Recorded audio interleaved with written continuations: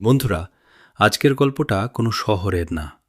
আজকের গল্প একটা স্টেশনের, যেখানে রাতের পর সূর্য ওঠে বটে, কিন্তু কিছু মানুষ আর ফিরে আসে না। স্বাগত জানাই আমাদের চ্যানেলে রহস্য রবিবার, যেখানে প্রতিটা অন্ধকার রাতে একটা নতুন গল্প আপনার জন্য অপেক্ষা করে। আজকের গল্পের নাম বীরপুর স্টেশন।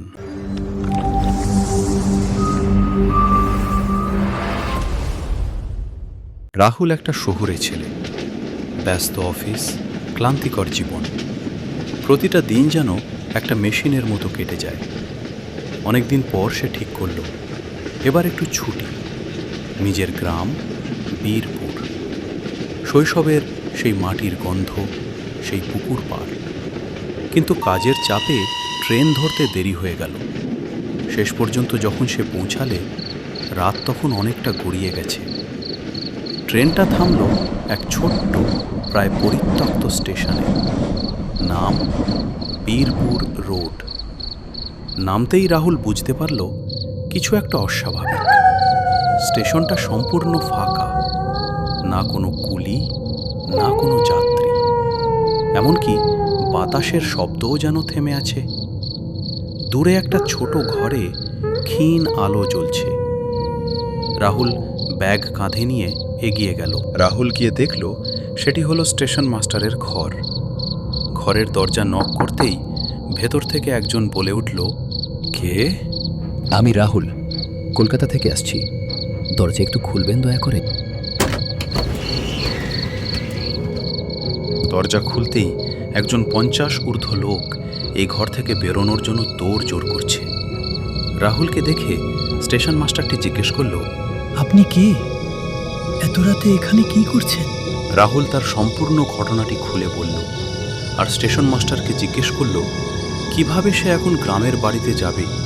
স্টেশনের আশেপাশে কোনো রিক্সাও নেই যে তাকে বাড়ি পৌঁছে দেবে এখন।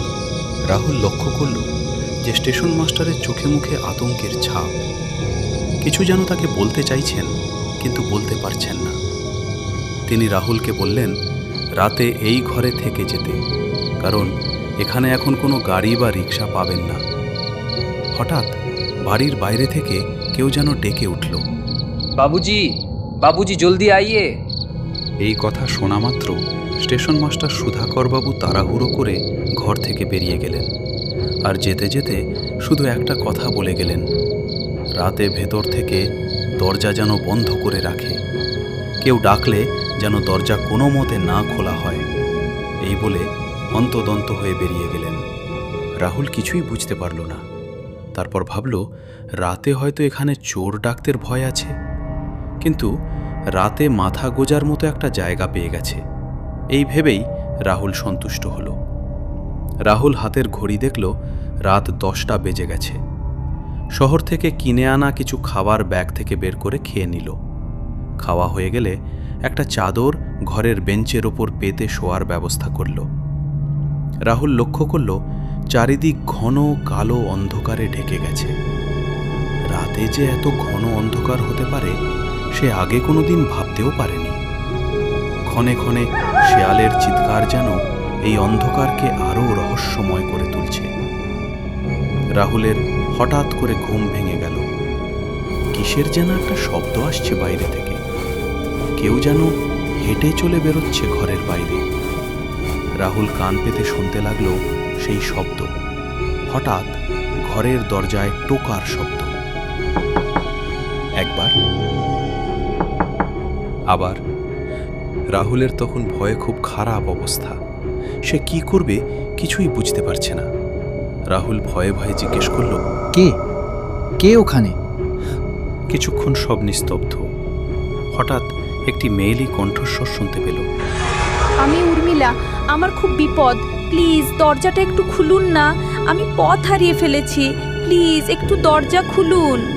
রাহুল বুঝতে পারছে না তার এখন কি করা উচিত। সুধাকরবাবু বারবার বলে গেছেন কোনোভাবেই যেন দরজা না খোলা হয়। একটা মেয়ে বিপদে পড়েছেন, এখন তো তার পাশে দাঁড়ানো উচিত। একদিকে সুধাকরবাবুর কথা, আরেকদিকে মেয়েটির বিপদ, আবার দরজার উপর থেকে করুণ মিনতি। প্লিজ দরজাটা একটু খুলুন।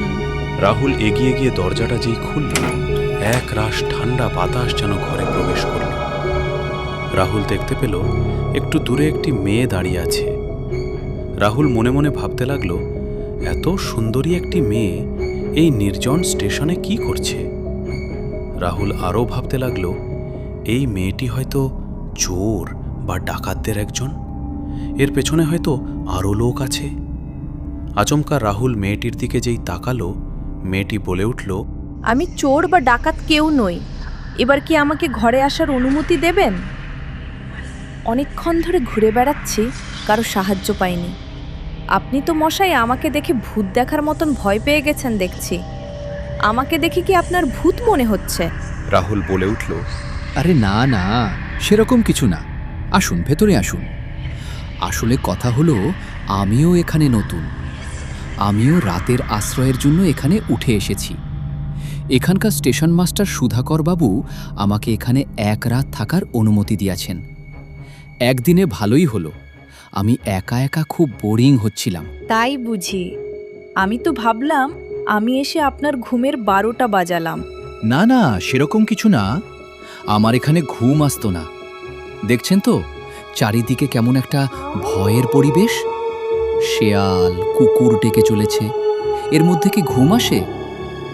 আর তো কিছু ঘন্টা, ভোর হয়ে গেলেই এখান থেকে বিদায় নেব।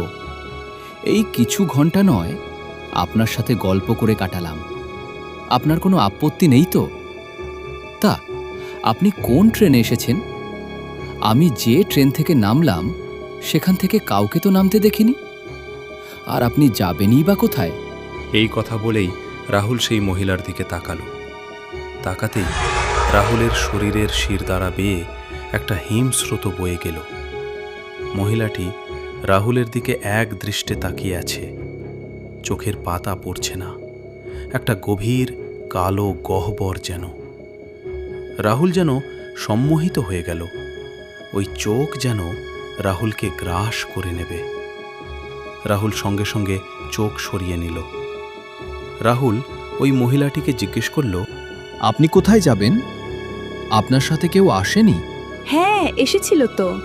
আমি ওদেরই তো খুঁজে বেড়াচ্ছি। আমাকে একটু সাহায্য করবেন প্লিজ। এই কথা বলেই সে মহিলা রাহুলের হাতটা চেপে ধরল। রাহুলের সারা শরীর যেন স্থির হয়ে গেল, যেন একটু পুরো বরফ কেউ হাতের মধ্যে চেপে ধরেছে। রাহুল দ্রুত হাতটা সরিয়ে নিল। রাহুল ভাবতে লাগলো, এরকম বরফের মতো ঠান্ডা কারো হাত হতে পারে? সেই মুহূর্তে জানলার পাশে একটা কুকুর কেঁদে উঠল। মহিলাটি আবার বলে উঠল, সাহায্য করবেন তো? নিশ্চয়ই, নিশ্চয়ই করব। হঠাৎ দূর থেকে একটা ট্রেন আসার শব্দ শুনতে পেল রাহুল। সম্ভবত থ্রু ট্রেন। এই স্টেশনে দাঁড়াবে না। সেই ট্রেনের শব্দ শোনা মাত্র মহিলাটি কেমন যেন চঞ্চল হয়ে উঠল। আর রাহুল গিয়ে বলতে লাগলো, তাড়াতাড়ি চলুন, ট্রেন এসে গেছে। ওরা মনে হয় এই ট্রেনেই আছে। এই কথা বলেই মহিলাটি দরজা খুলে সেই ট্রেনের দিকে দৌড়তে লাগল। রাহুল কেমন যেন হতভম্ব হয়ে গেল কিছুক্ষণের জন্য। তারপর রাহুল ও মহিলাটির পেছনে পেছনে ছুটতে লাগল। রাহুল যতই বলে দাঁড়ান দাঁড়ান, ততই মহিলাটি রেল লাইনের ওপর দিয়ে সোজা যেদিক থেকে ট্রেন আসছে সেদিকে ছুটতে লাগল। ট্রেনটি ক্রমশ আরও সামনে আসতে লাগল, আরও সামনে, আরও সামনে। রাহুল চিৎকার করে বলতে লাগলো, সামনে ট্রেন, অ্যাক্সিডেন্ট হয়ে যাবে, সরে যান রেল লাইন থেকে। হঠাৎ কেউ যেন রাহুলকে পেছন থেকে জাপটে ধরল। কিছুক্ষণের মধ্যেই ট্রেনটি হুড়মুড় করে মহিলাটির গায়ে এসে পড়ল। তারপরে এক আর্তনাদ। সকালে যখন রাহুলের হুঁশ এলো, রাহুল দেখতে পেল সে স্টেশন মাস্টারের ঘরে শুয়ে আছে। তার মাথার সামনে দাঁড়িয়ে আছেন সুধাকর বাবু, আর তার চাকর আরেকজন ডাক্তার। ডাক্তার রাহুলের নার্ভ চেক করে বলল, এখন Rahul out of danger. Rahul গতকালের সব কথা মনে করবার চেষ্টা করল, আর শেষে সুধাকর বাবুকে জিজ্ঞেস করল, মহিলা কি এখনো বেঁচে আছে? সুধাকর বাবু বললেন, কোনো মহিলার কথা বলছেন? ওখানে তো কোনো মহিলা ছিল না। আমি জানতাম এমনি কোনো ঘটনা ঘটতে চলেছে, তাই আমি বাড়ি ফিরে আপনার কথা ভেবে আবার মাঝরাতে এখানে ফিরে আসি। আর এসে যা দেখলাম, আমার অনুমানই ঠিক ছিল। এমন কথা কেন বলছেন? আমি তো কিছুই বুঝতে পারছি না। আমার যেন সব গোলমাল হয়ে যাচ্ছে। কাল রাতে উর্মিলা বলে একটি মহিলা আমার কাছে সাহায্য চাইল। রাতে অনেকক্ষণ কথা হলো। সেগুলো কি সব মিথ্যা বলতে চান? না না, আপনার কথা মিথ্যা নয়। তাহলে আপনাকে পুরো ঘটনা বলি, শুনুন। আজ থেকে প্রায় 10 বছর আগে এই বীরপুর রোড স্টেশনে একটা ভয়াবহ ট্রেন অ্যাক্সিডেন্ট হয়। সেই অ্যাক্সিডেন্টে 22 বছরের একটি মহিলার মৃত্যু হয়, কিন্তু তার পরিবার বেঁচে যায় কোনোভাবে। অ্যাক্সিডেন্টের কিছুদিন পর থেকেই এই স্টেশনে অনেক গভীর রাতে একটি মেয়েকে হেঁটে চলে বেড়াতে দেখা যায়। অনেকেই দেখেছে সেই মেয়েটিকে। রাতে যাদের একা পায় তাদেরকে ভুলিয়ে চলন্ত গাড়ির সামনে নিয়ে যায়। আপনি আজ খুব বেঁচে গেছেন।